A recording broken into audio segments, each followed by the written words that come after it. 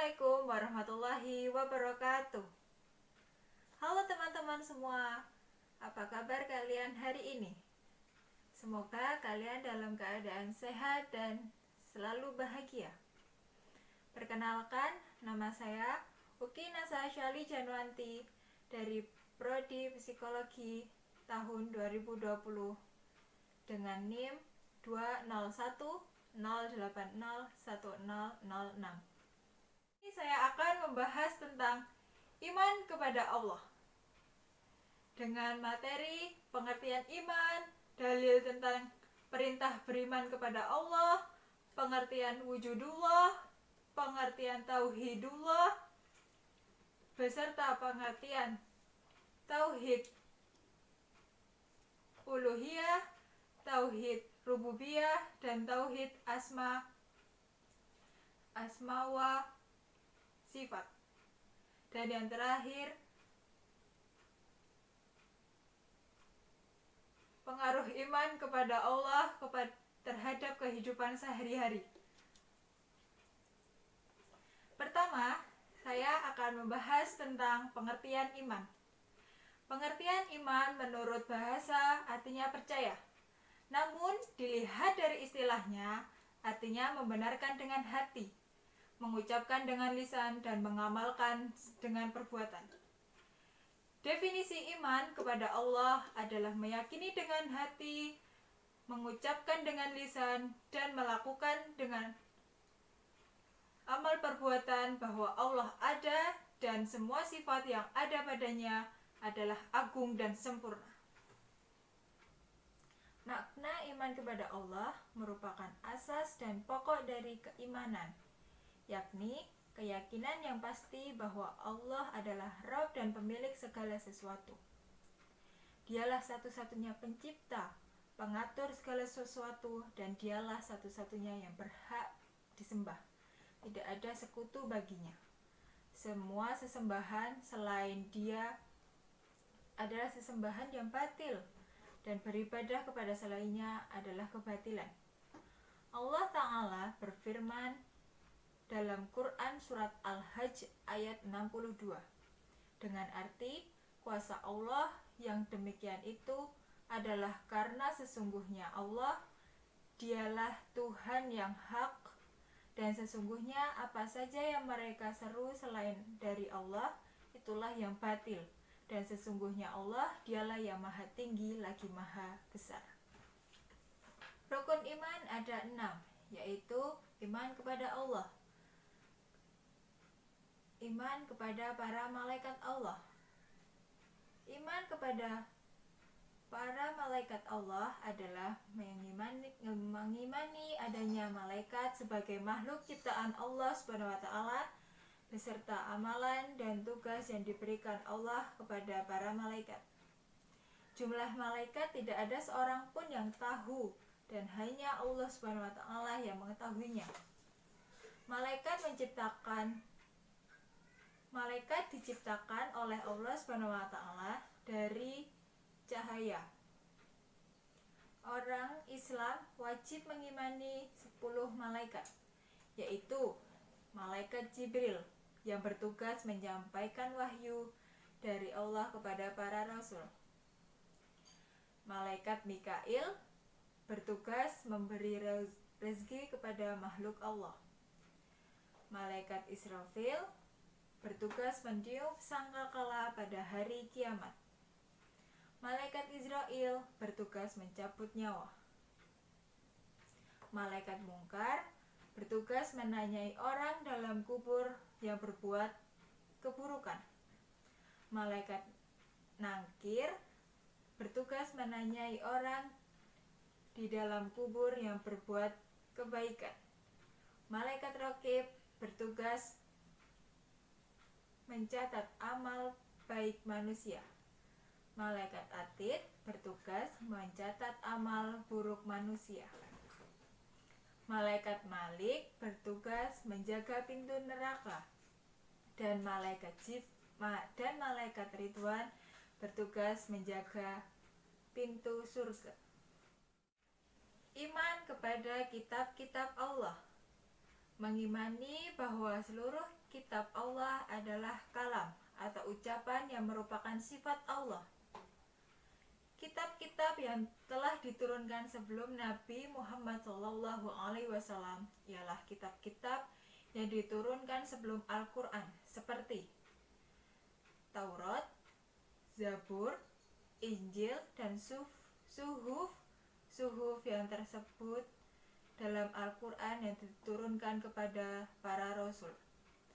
Allah menurunkan kitab kepada Rasul ialah dengan memberi wahyu kepada malaikat Jibril alaihi salam.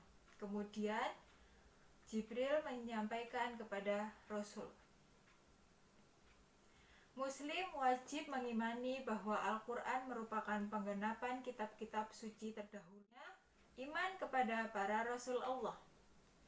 Mengimani bahwa ada di antara laki-laki dari kalangan manusia yang Allah Ta'ala pilih sebagai perantara antara dirinya dengan para makhluknya. Akan tetapi, mereka semua tetaplah merupakan manusia biasa yang sama sekali tidak mempunyai sifat-sifat dan hak-hak ketuhanan. Karenanya, menyembah para nabi dan rasul adalah kebatilan yang nyata. Wajib mengimani bahwa semua wahyu kepada nabi dan rasul itu adalah kebenaran dan bersumber dari Allah Ta'ala. Juga wajib mengakui setiap nabi dan rasul yang kita ketahui namanya dan yang tidak kita ketahui namanya.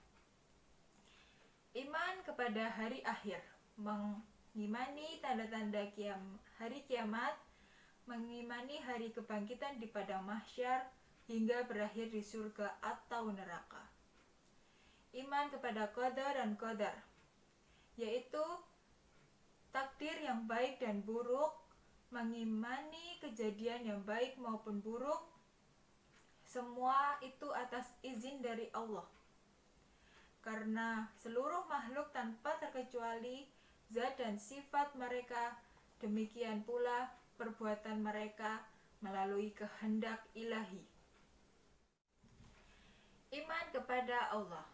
Seseorang tidak dikatakan beriman kepada Allah hingga dia mengimani 4 hal, yaitu mengimani adanya Allah, mengimani rububiyah Allah, bahwa tidak ada yang mencipta, menguasai, dan mengatur alam semesta kecuali Allah, mengimani uluhiyah Allah, bahwa tidak ada sembahan yang berhak disembah selain Allah, dan mengingkari semua sembahan selain Allah Ta'ala, mengimani semua asma wa sifat Allah yang Allah telah tetapkan untuk dirinya dan yang nabinya tetapkan untuk Allah, serta menjauhi sikap menghilangkan makna, memalingkan makna, mempertanyakan dan menyerupakannya.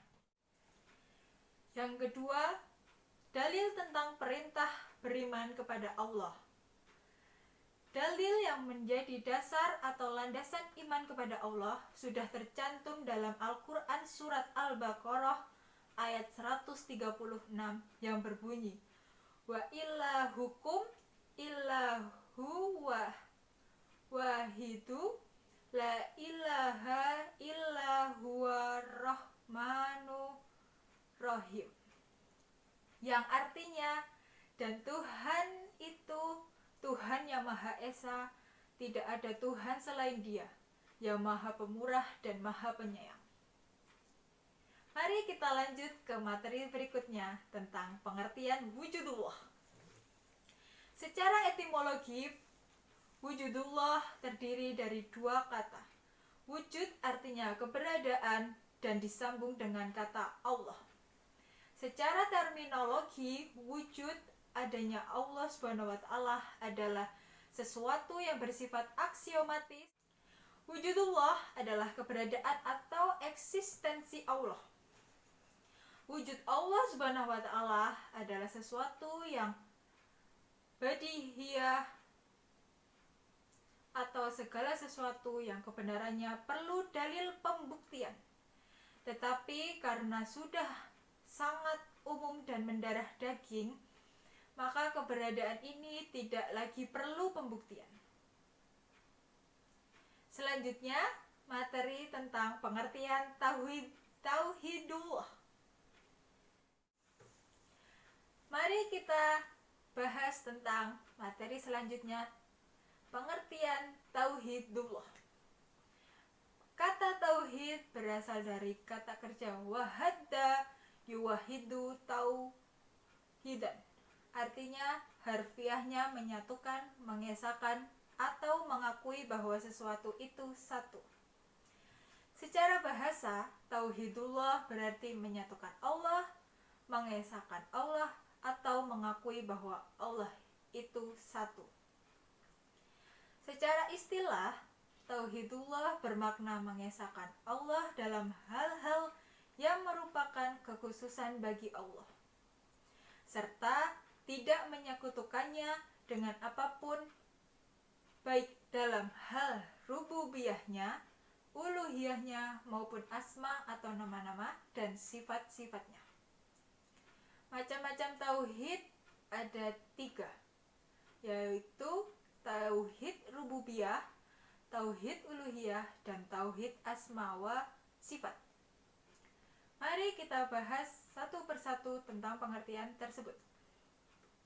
Pengertian rububiyah berarti meyakini hanya Allah yang mampu melakukan perbuatan-perbuatan yang menjadi kekhususannya, seperti menciptakan makhluk, mengaturnya, memberi rizki, memberi manfaat, menimpakan musibah, menghidupkan, mematikan, dan lainnya yang menjadi kekhususan Allah.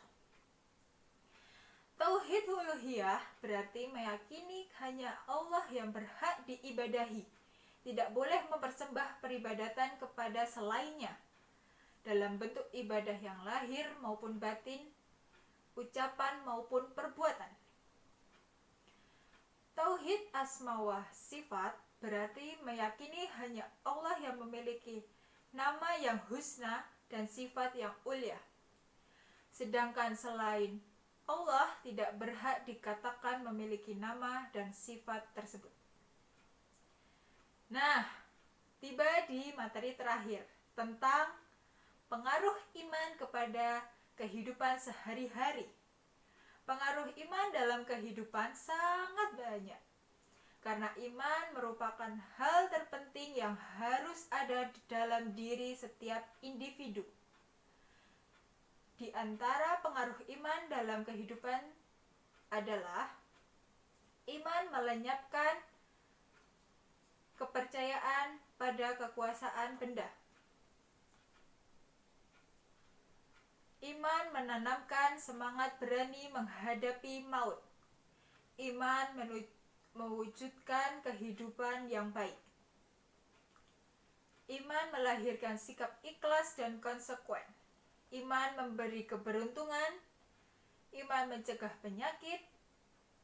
Menghiasi diri orang yang beriman dengan budi pekerti yang baik, jauh dari kehidupan dan hal-hal yang tidak berguna. Menjadi sumber keterangan dan kedamaian bagi setiap orang, karena ia sejalan dengan fitrah dan seiring dengan tabiatnya. Sucinya hati dan kejernihan jiwa dari prasangka-prasangka, kufarat dan tahayul, menampakkan kemuliaan dan kekebalan, berhias dengan akhlak mulia, bersemangat, giat, serta rajin belajar. Terima kasih. Sekian dari saya. Kurang lebihnya saya memohon maaf. Wabillahi taufik wal hidayah. Wassalamualaikum warahmatullahi wabarakatuh.